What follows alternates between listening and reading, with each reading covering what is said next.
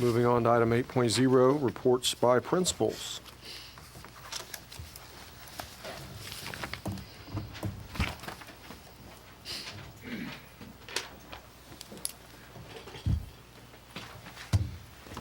Good evening, everyone. I just have a couple things to update everybody on, and then Russ has a rather lengthy report tonight. But going to talk about our Honor Flight breakfast. It'll be this Saturday from 7:30 to noon at the Elks Lodge. It'll be a biscuits and gravy breakfast. So we're hoping to get a good turnout for that. We are also still accepting our donations. You can make the checks payable to Parsons High School Honor Flight. You can drop them off at the high school or the district office, whichever's closest for you. And then obviously Dr. Martin mentioned prom. It's April 8th, and the walk-in will start at 7. So we're getting to that time of year again. I've already signed a bunch of out of district date forms, and they're getting around to getting their tuxes ordered and everything. So we're getting to that real fun time of the year. And that's all I have. Okay, on the athletic and activities side, our winter sports just concluded, and our boys basketball team went 10-12. Our girls went 5-16. We did have some postseason honors. Jamar Green made the second team, all SEK, and Devontae Yates and Derek Williams made honorable mention, all SEK. And then we had Nina Taylor make first team for the girls, all SEK. Congrats to all of them. Our sub-state tournament, we had many compliments about the building, about the cleanliness of our building, about how bright our gym was, how nice it was. And then just we had many compliments from the coaches and from the other admin about the tournament management. It was a well-run tournament. They really appreciated us hosting that. So thank you to all those who worked. Our ticket takers, our people who worked at the table, and everybody else who helped out. Wrestling, our wrestlers finished this year very respectfully at regionals. We had a team of underclassmen with one senior, so this looks very good for next year. I'd like to let the board know that we are looking for the future of wrestling with girls wrestling. This is the fastest growing high school sport in the nation, and Kansas is looking to add that as a sport for KSHA. It needs 24 varsity teams to be able to have a state championship.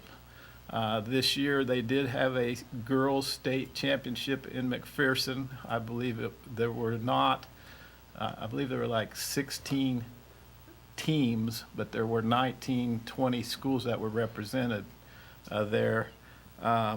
We have several girls who want to participate. They would love to wrestle against their own gender, and I think that's something that we would like to provide in the future is to have a place for our girls to compete in wrestling. And you know, I think that would be perfect for our students. It's another place for them to get scholarships and to continue and get their education paid for by, you know, participating in that if they're going to be on to that. That's coming up. KSHA will probably be presented with a petition to have that sport become a part of KSHA in the fall, and then again it'll be voted on by all the member schools, and then it can be you know, a full sport when it becomes approved. And as far as expenses, Mr. Orton?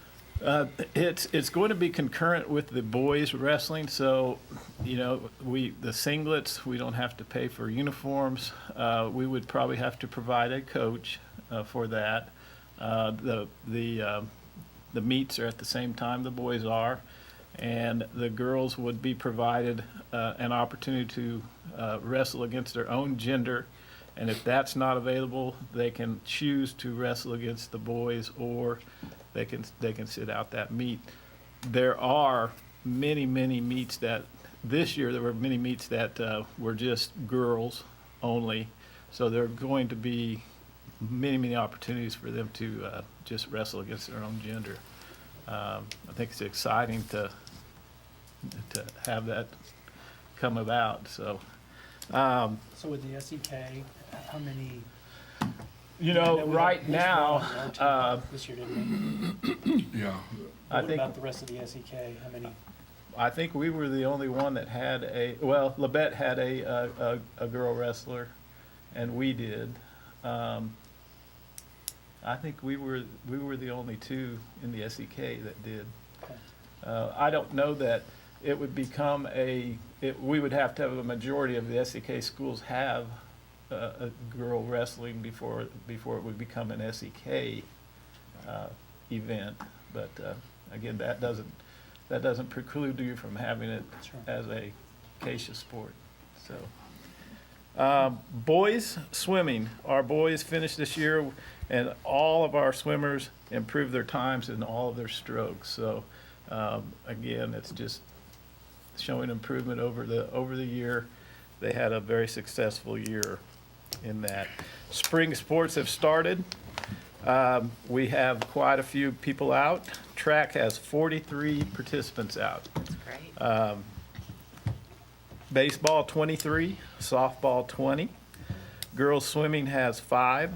Boys golf has 3, and boys tennis has 18 participants. Okay. With the numbers that we have, of course, we would like to add some assistant coaches to help out. We'd like one in track and field, which we've asked you to prove that tonight. And then we'd like to look at one for baseball and one for softball. We feel like that extra coverage will help them on game days when the junior varsity or varsity team has to go out of town. We need somebody back that can help practice the kids who are left behind. Right now, when they go out of town, it's a very abbreviated practice, and they don't get the full benefit that they would with another coach. So we're going to be asking if we can have the additional coaches for baseball and softball. So. I'm sorry, what were the numbers on softball? Softball was 20, baseball was 23. Yeah. Okay. The first games for our spring activities tomorrow, if it gets warm enough, we'll have tennis here at home. On the 27th, girls swimming will be at Coffeyville. The 28th, baseball and softball are at Girard. And the 31st, track will go to Labette County. And then April 4th, the boys golf team will participate at Iola. The last thing I'd like to talk to you about is our eligibility policy. I'd like to give you a little update on that. We rolled out that policy at the beginning of the semester. Every one of our athletes that were in basketball, wrestling, and swimming, every one of them were eligible at the beginning of the semester. And we had no one who was ineligible. As we went along in the season, we did have several students who went to Fs, but most of the time they would regain their eligibility. They'd go back up to Ds or Cs within a week. So they bounced back and forth, which is exactly what we expected. We did have 2 students who did not finish the season because of grades, but that happened right at the very end of the season. We had a student who couldn't do their last competition. So again, it kept people eligible for most of the season, and then those who could not have their grades up, they did not participate, which is exactly what we wanted the policy to do. As we start to transition to spring sports, we have several athletes right now who are not able to practice because of grades. They have been, with a failing grade for more than 6 weeks. So they are still eligible to compete. They're still eligible to be on the teams. They just need to get their grades up, and then they will be able to practice and participate. So we anticipate those within the next 2-3 weeks, we'll hope that they'll get their grades up and they'll be able to be fully participating. So with that said, I feel like that our eligibility policy is doing exactly what it's supposed to do. It's working well. I do have a couple of tweaks I'd like to do, and I will bring those to you in May with my full report. But it's doing great. Are there any questions for me? Yes, sir. On the coaches, the additional coaches for baseball and softball, do you have ideas on who that would be? And I think don't we they do. both We- need those people pretty quickly? Yeah, I think that our coaches have some people in mind, and then, of course, we would have to interview those folks and make sure that they meet our needs too, before we would hire them on. And we don't have assistants now? We have one assistant, so we have a varsity and a JV coach, which means that when JV goes out of town, the varsity coach would stay back and they would do a modified varsity practice, and then they'd go and help the JV coach, because there would be only one coach there and kind of need one in the dugout. For I just wondered how supervision. many we had, yeah. Yeah, so. When we host a sub-state, when a district hosts a sub-state, what percentage of the gate goes to the school district and what percentage goes to Keisha? And then who's responsible for paying for the referees, the timekeepers, any staff that are involved Okay, in running? we get 33% of the gate receipts. Keisha will pay for the referees. We pay, out of that 33%, we pay for the gate workers, all our table workers and things like that. And then we also get the concessions, correct? And then, yeah, of course, we get the concessions. So wait, so 67% goes to Keisha? Yes, sir. That's up considerably from past years. It used Yeah, I to be, it believe used to be it was 20%. about 20%. 20%. Say that again? We used to only get 20% of everything. That's up to 33 now.